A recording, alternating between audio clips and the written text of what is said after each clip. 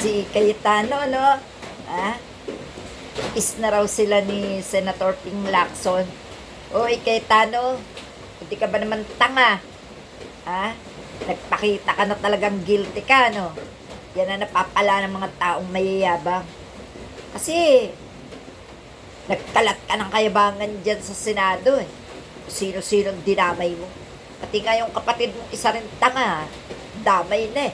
Kaya, patunay lang na talagang tanga kayong dalawa. No? Ngayon, makikiusap ka, ha? Peace na kayong dalawa. Eto, feast. Ha? Yan ang mapapala mo kay Senator P. Feast, no? Eto naman si Lebiste. Wala nang ginawa, kundi puro na lang Viva Max, Viva Max. Tangina kayo. Wala na kaming nakita sa social media kundi yung mga kasiraan nyo, mga paninira nyo, mga katangahan nyo, mga kabupuhan nyo. Mga wala kayong kakwenta-kwenta dyan sa gobyerno, magsilayas kayo.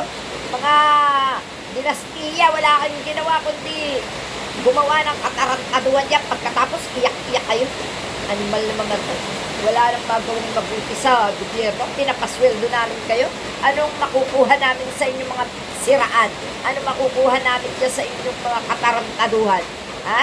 Okay lang sana eh kung merong magandang makukuhang legacy ang mga kabataan. Di bali na kaming matatanda na intindihan na namin yung mga kabubuhan nyo eh. Kaso nyo, yung mga bata, no? Ano mapapala ng mga bata dyan sa inyong mga pinagagawa? Araw-araw na lang na ginawa ng Diyos. Wala kaming nababasa kundi ang tangge sa mga katarantaduhan nyo. Siraan kayo, turuan kayo, puro lang kabalahuraan, puro lang kabastusan, puro na lang pagtangge, puro kasinungalingan. Nanti na pa, wala kayong kakwenta-kwentang lingkod dyan sa bayan. Mga animal kayo, lalakas ang loob nyo magsumpo. Mga bobot anga, mga papanira, mga salot. Yung kayo eh, ha? Na nakakabusit na talaga kayo.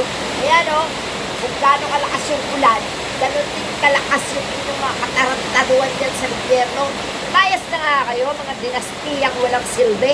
Pinapasweldo kayo, pero walang kwenta-kwenta yung mga pinagsasamit nyo. Mga Viva Max, kayo, turuan kayo ng mga wala na kayong ginawa kung magturo na yung kalaban mo. Buwang, no? Buwang. Yan, ganyan kayo eh. Gagawa-gawa kayo ng mga kanila pagkatapos kakalat nyo sa social media. Pagkatapos, pag nasusukol kayo, diyan kayo magaling, no? Magtuturoan kayo, mga animal kayo. Ha? Huli na, tatanggi pa. Ang ulul.